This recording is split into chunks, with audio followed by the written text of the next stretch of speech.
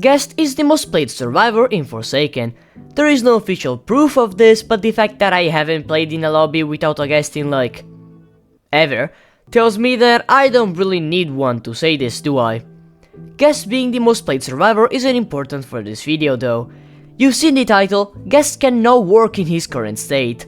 There are many reasons why, and I will go over each one of them in this video.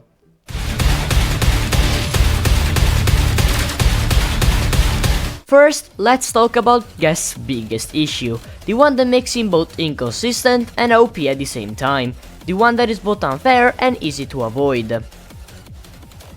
Block. Yeah, you saw that coming from a mile away. The issue with block is that, unlike most other abilities, the killer can't avoid it. Sure, you can bait a guest into blocking or fake an M1 if they try to react, but those aren't going to work against any player that knows what they're doing. In fact, it's exactly what makes block so unfair. Let's say that you want to bait a guest into blocking. You have to waste time trying to trick them into blocking the air, but in the end this is helping guest, not you, because you're wasting time. This creates a scenario where guest gets more value by not blocking at all, putting free pressure on the killer with zero downsides, besides not being able to stun them. Most guests use their block by trying to predict the killer, and even though this can work, we all know how inconsistent it can be, especially against good players that are patient enough. But again, this can waste tons of time. React blocking has the same issue, because its counter is looking away from the guest while using an M1, but that again is just a guessing game and a waste of time in the end. And then, of course, there's hitbox drag. I could rant about this tech for so long, but let's be honest here, it's just unfair. It guarantees a block and has no counters, and before you say that you can just fake an M1, no it does not work, I have tried countless times and it just doesn't work, alright? Shut up! Sure, it's not an easy tech, but it's still unfair and it's just so unfun to go against. And you know what the worst part is? This is the only way to make guest's block truly consistent. Any other strategy is easily counterable, and you will end up dying if you try to block, but with this tech, you become a monster. Basically, if you don't know hitbox drag, your chances of landing a block are almost none, but if you do, it's guaranteed, and even if you can't actually land the block, you can still keep it to put free pressure on the killer. Yeah, that's balanced, nerf John though. So, that's it, right? Surely block doesn't have any more issues other than the very stupid ones I just talked about, right? Why the fuck can you block abilities? Seriously, any killer that has an ability with a wind-up cannot use it because guest can just press a button and make it useless. You may think that it's not that bad until you realize how many abilities I'm talking about. Behead, Gashing Wound, Raging Pace, Walk Speed Override, Void Rush, Eviscerate, Demonic Pursuit, Ascension. That's 8 abilities that become useless. Only John Doe and 1X are able to use every ability in their arsenal. This is especially bad with dash slop killers, because they rely on dashes that they can't even use. So yeah, everything about block is just either unfair for guest or for the killer, and there is literally no way to balance it whatsoever. But block isn't guest's only ability, charge and punch exist too. I'll give you 5 seconds to think about which of these two is the issue.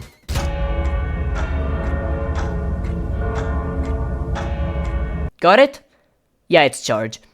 Charge seems like a good idea on paper, and it actually is. It knocks back the killer and has no wind-up? Well, that's dumb. It having no wind-up means that the killer can dodge it unless they've either predicted, which is a waste of time and distance, or if the guest used it from far away so you can move in time. It lacking a wind-up isn't the actual issue though, the knockback is. Specifically, when you use charge on a slope. We all know what happens when you use this ability on a slope. It knocks the killer like 10 times further away because of Roblox's weird physics, which gives free distance and a stamina advantage. You basically can't be on a slope if there's a guest in the lobby, or you'll lose the chase, and it's totally fun to go against!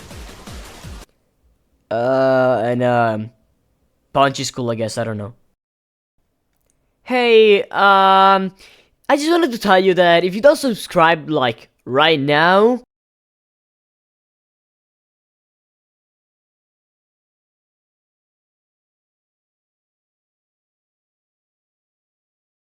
Nothing is gonna happen, but I will really appreciate it. Okay, bye! So, I've talked about guests' issues, but that wouldn't matter if I didn't propose a way to fix them. Guest is supposed to be a tank, a survivor that protects the team at all costs and is really good at helping injured survivors. So let's try to turn him into an actual support sentinel instead of a... whatever he is right now. For starters, his passive will be reworked, and instead of getting a flat 15 extra HP, he will instead gain a 20% damage reduction whenever he tanks a hit for a teammate, so you're encouraged to be useful and won't be rewarded for just selecting guest. To prevent stacking though, the damage reduction will be decreased by 5% for every guest that is alive. Block isn't easy to balance, but I think I know how to fix it. Yeah, it's gone. Block cannot be balanced. It can either be S plus tier or F minus tier, with literally zero in between.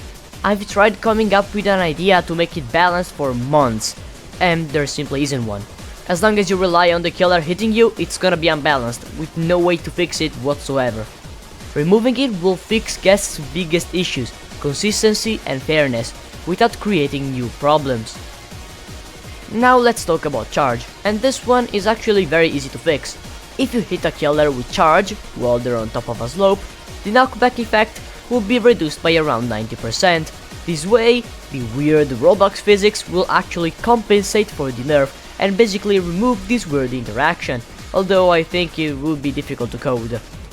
Punch no longer relies on block, and a 2-second stun with a decently long windup isn't gonna be enough for him to be useful, but we can easily fix that. Punch now stuns for 3 seconds if you hit the killer while someone else is being chased, and the stun is increased to 3.25 seconds if their survivor is below 50% HP. To keep the parry mechanic, the stun will also be increased by 0.25 seconds if you are hit by the killer during the windup. So if every condition is met, you'll stun the killer for 3.5 seconds, the same as a parry right now. The cooldown will be increased to 40 seconds though, because, you know, right now it's 10 seconds. I don't think that's balanced, you know? This rework is supposed to make him more useful for the team and worse at self-sustain, by getting rid of his major flaws and replacing them with much more team-oriented mechanics. Well, that's the video for you. I hope you had fun watching it. But there's something else I wanna talk about. Recently, most of my videos have been very negative. The Die of Death video is my most watched long form video on my channel, and it's basically just me complaining about the game. Now I'd be lying if I said that I don't complain this much normally, but I think it's time to stop with this streak of negative opinions and to upload funnier and more entertaining videos for you all.